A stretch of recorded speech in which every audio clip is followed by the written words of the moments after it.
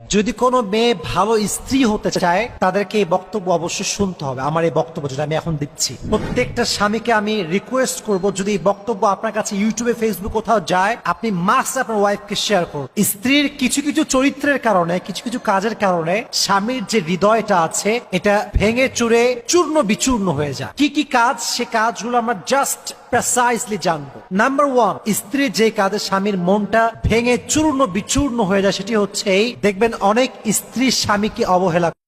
রাতে স্বামী রাগ করলে স্ত্রী যদি বলে তুমি খুশি না হওয়া অবধি আমি ঘুমাবো না, রাসূল আলাইহিস সালাম বলেছেন ওই স্ত্রী জান্নাতি হবে। বিয়ে হয়েছে, হাজবেন্ড পেয়েছেন, এই হাজবেন্ড আপনার হীরার টুকরা, এটা আপনার জান্নাত। বিশ্বনবী বলেছেন আল্লাহ ছাড়া কারো পায়ের সামনে যদি সিজদা দেওয়া জায়েজ হতো, সবগুলো নারীকে বলতাম স্বামীর পায়ে সিজদায় লুটিয়ে পড়ো।